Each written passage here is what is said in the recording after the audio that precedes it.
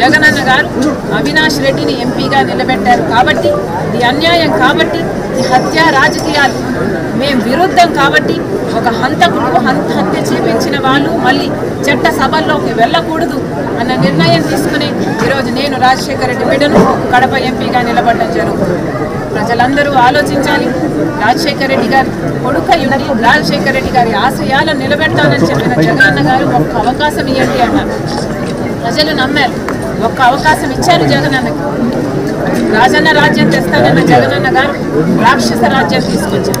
ఒక్క అవకాశం ఇవ్వండి, నేను స్పెషల్ స్టేటస్ తీసుకొస్తాను అని చెప్పాడు జగనన్న గారు. ఆయన స్వప్రయోజనాల కోసం స్పెషల్ వరం కడతాను అన్నాడు. కానీ బీజేపీ పార్టీతో కుమ్మక్కయ్యారు. బీజేపీ పార్టీతో బానిసగా మారారు.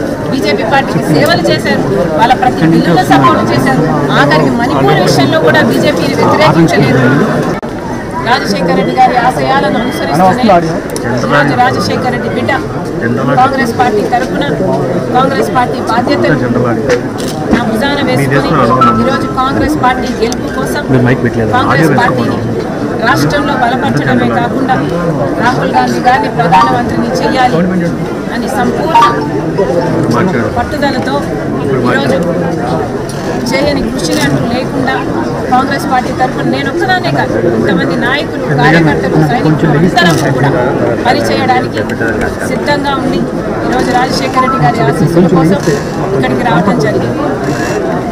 ఈరోజు 114 మంది ఎమ్మెల్యేల జాబితాను కాంగ్రెస్ పార్టీ రిలీజ్ చేసింది. 5 మంది ఎంపీల జాబితాను రిలీజ్ చేయడం జరిగింది. అతి త్వరలోనే మిగతా లిస్టు కూడా రిలీజ్ కాబోతుంది.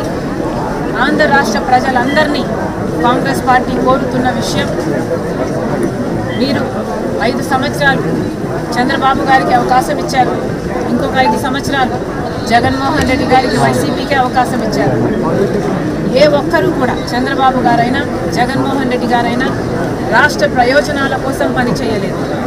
ఆంధ్ర రాష్ట్ర ప్రజల హక్కు ప్రత్యేక హోదా అలాంటిది ఒక్కరోజు కూడా అధికారంలో ఉండి కూడా ఒక్కరోజు కూడా నిజమైన ఉద్యమం చేయని వాళ్ళు చంద్రబాబు గారైనా జగన్మోహన్ రెడ్డి గారైనా. అలాంటి వాళ్ళను ఎన్నుకున్నందుకు ప్రజలు ఎంతో నష్టపోయారు. 10 సంవత్సరాలుగా మన రాష్ట్రంలో ఒక్క అడుగు కూడా అభివృద్ధి జరగలేదు.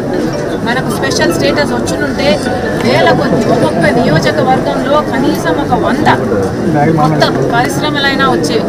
కానీ ఉన్న పరిశ్రమలు కూడా మూతపడి ఈరోజు బిడ్డలకు ఉద్యోగాలు లేకుండా అటు గవర్నమెంట్ పరంగా అయినా ప్రైవేట్ పరంగానైనా ఉద్యోగాలు లేకుండా అసలు అతి దీన పరిస్థితిలో, దయనీయమైన పరిస్థితిలో ఈరోజు మన రాష్ట్రం ఉంది అంటే, అభివృద్ధికే నోచుకోలేదు అంటే ఈరోజు దానికి కారణం ఒకవైపు చంద్రబాబు గారైతే ఇంకొకవైపు ముఖ్యమంత్రి జగన్మోహన్ రెడ్డి గారు.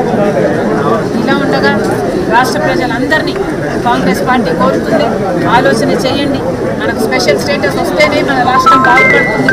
పోలవరం రావాలి, మనకు రాజధాని కట్టుకోవాలి, కడపలో స్టీల్ ఫ్యాక్టరీ రావాలి, ఇలాంటి ఏ ఒక్కటి రావాలన్నా కాంగ్రెస్ పార్టీ రావాలి. కాబట్టి మనస్ఫూర్తిగా కాంగ్రెస్ పార్టీని ఆశీర్వదించాలని, అవకాశం ఇవ్వాలని కాంగ్రెస్ పార్టీ తరఫున కాంగ్రెస్ పార్టీ అధ్యక్షురాలుగా నేను కోరుకుంటున్నాను. నాతో పాటు ఇంతమంది కాంగ్రెస్ పార్టీ నాయకులు కూడా కోరుకుంటున్నారు. విషయాలన్నీ పక్కన పెడితే ఈరోజు కాంగ్రెస్ పార్టీ తరఫున కడప ఎంపీ అభ్యర్థిగా